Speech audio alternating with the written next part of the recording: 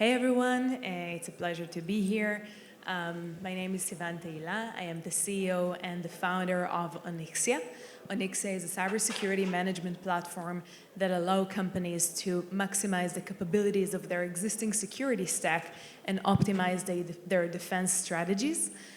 We're a post-seed company. We're based here. We started at SilverTech. I'm happy to share more about this journey and this partnership. We have our R&D team based in Israel. I'm based here with the rest of the team.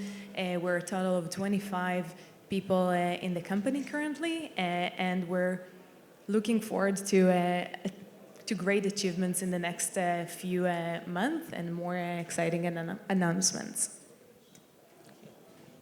I'm Michal. I'm based here in New York, and my journey began as a computer science engineer from the Technion and later on in the high-tech industry in Tel Aviv. Loved the world of technology and innovation in Israel. That's always been my dream to be part of it, and I was successfully doing it. However, a few years into it, I realized that I was not feeling fulfilled when I was going to sleep at night.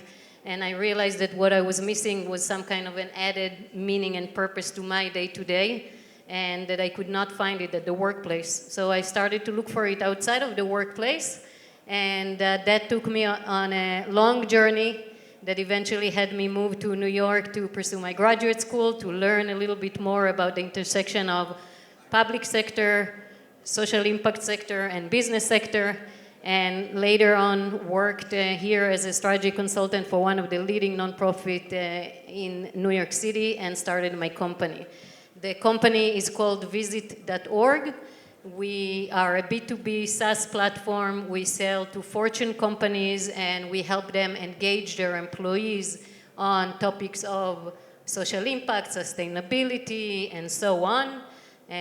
What we prove to our customers and show to their CEOs is that by engaging their millennial and Gen Z employees in this way, they immediately see the results of employee retention and productivity. Some of our customers today that are all multi-annual customers include companies such as Comcast, AT&T, KPMG, Amazon, Ralph Lauren, Estee Lauder, Adobe, and so on. So really focus on the largest organizations in America and help them engage their younger generation employees. Michal, I suspect that there have been times that you've met with potential investors and you've wanted to scream.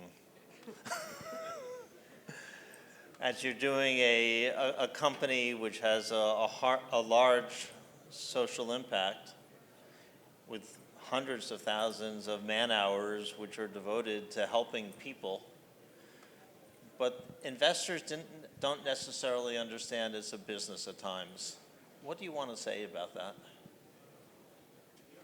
First, I want to say that when I first took on this mission as a for-profit business, I knew it wasn't going to be an easy ride with investors. I knew that the investors are not going to be coming with open ears to the room. When I talk about, when I mention words such as social impact or nonprofit organizations and connecting them to businesses, it always, the reaction is always, oh, it's a niche and it's not a big market.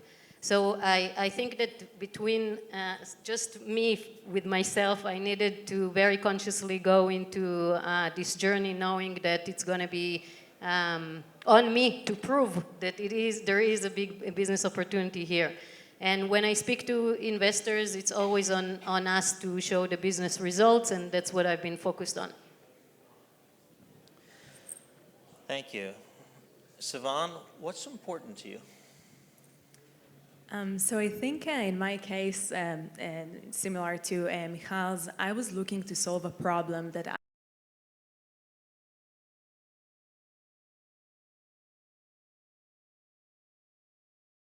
in the Israeli Defense Forces, CISO of the Research and Analysis Division, and then I basically worked closely with CISOs also on the vendor side. CISOs, by the way, are Chief Information Security Officers, for those who are not familiar with the term. And at some point I realized that the way we're managing security programs today is very time-consuming and manual, and we were talking a lot today about data.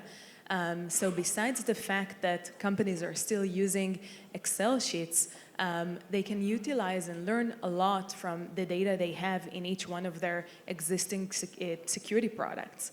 And I realized that there is an opportunity here that I really want to help other companies and other CISOs to basically solve this significant problem and not only automate the processes, but basically help them be better at their role. So what's important for me is really to keep building a product that is meaningful and valuable and make our customers happy, and make sure that we're very, very much connected to what's happening in their industry and their day-to-day life. Besides that, maybe that's more on a personal level, but you were talking about relationships before, and I think that this is something that we can't avoid. In the end of the day, our relationships with customers are what matters. Their feedback is what matters, and I'm investing a lot in relationships, and relationships also in a way that, like, who are the partners I have on this journey with me, the team members I choose to work with, and making sure that they're all basically aligned with the company's values. Michal, how many years ago did you start your company? I started it in 2015. So it hasn't necessarily been a straight line. What would you tell Michal from 2015 today?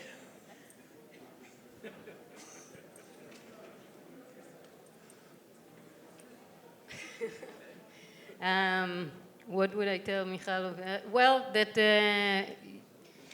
you don't always have to choose the hardest way or the hardest challenge. It's okay to work on challenges that are a bit less hard, but I think that I was very aware what I was walking into, so I don't no regrets, and I think we are we maybe were a little bit early into the market, but fortunately we were smart enough not to raise capital as long as we didn't meet the enough product market fit. We waited. We were patient, and once the market was ready for it, which was during the pandemic, that's when we started to grow very nicely and started to raise more capital. So I think overall we are at in the right place at the right time and we're very prepared for it. And let me ask you, Sivan, when will you know it's working, and what will you do when it's working? I think as entrepreneurs, we always feel like nothing is enough, and we have this drive to always think about creative ways to innovate and take the product to the next level. So I don't know if I'll get to the point that, I'll be fully happy with the way things work. But yesterday we just launched our new AI predictive engine, and that was a really long journey to get there, to basically train these AI models to get to the certain level that we wanted to achieve, and basically announcing this and see our customers really being excited about what we're building. I think that means a lot, and I think another thing that happened, and you're involved with the process, was that our clients, some CISOs, some chief information security officers who started to use the product and work closely with us, came to us and told us that they want to invest personally in the company. And I think that was like something I wasn't expected from them to do, and I didn't even think about CISOs as potential investors, but I think that really was a moment where I realized, okay, we got something here, we're doing something right, and we're on the right direction. So I think that's one way to know that things actually work, but as I mentioned, we keep going. And Michal, Eyal Waldman, when he was speaking with Izhar, emphasized people multiple times. What do you look for in people to join you on this journey?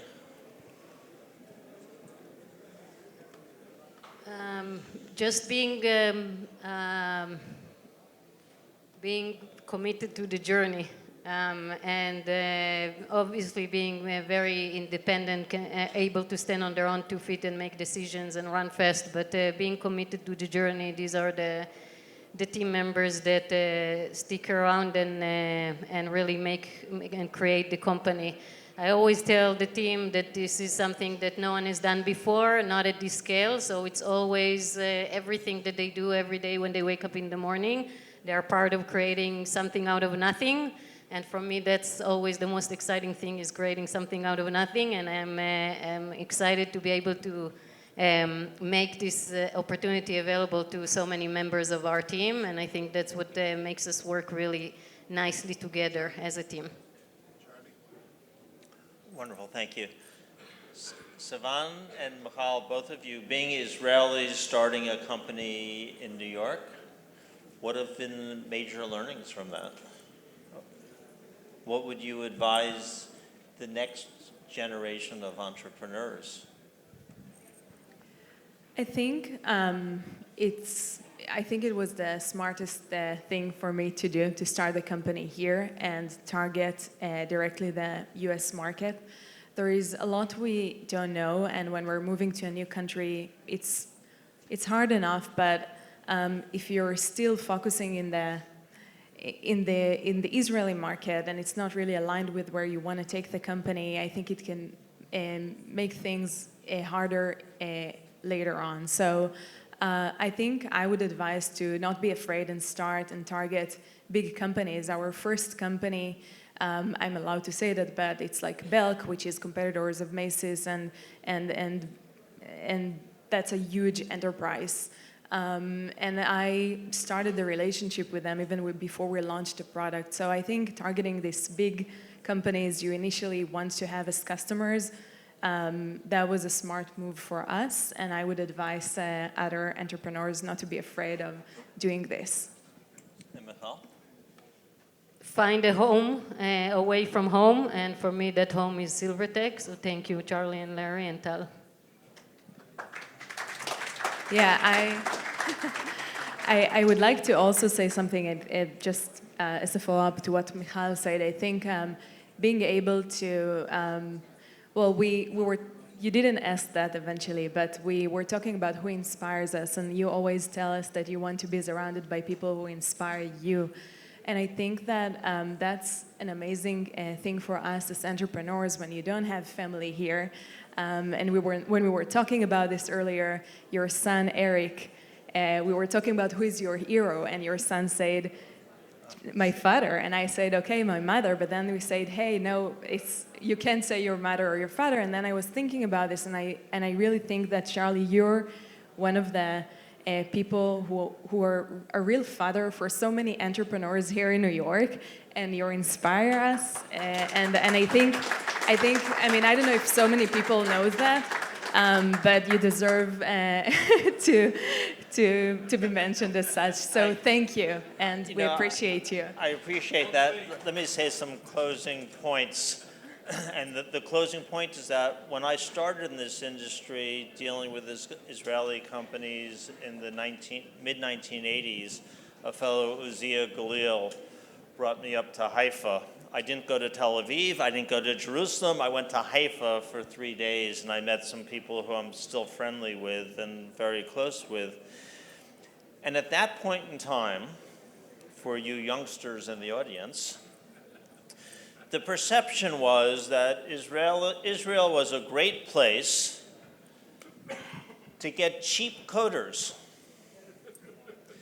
And then as the coders got to be successful, it was thought Israel's a good place to have products built, but they don't know how to market them. And then it was, well, now they know how to build products, now they know how to market them, but they don't know how to build serious companies. And then it was, Israelis don't have the confidence to build big companies. They're all selling way too early.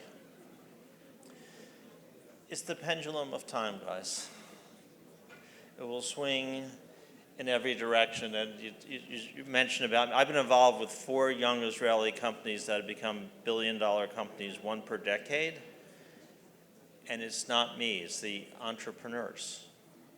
And I've had the support of people like Hemi and people in the front row here, Ishar, who we worked with a few years together. And the secret is be on the journey with the right people at the right time, and it'll be really special. Thank you very much.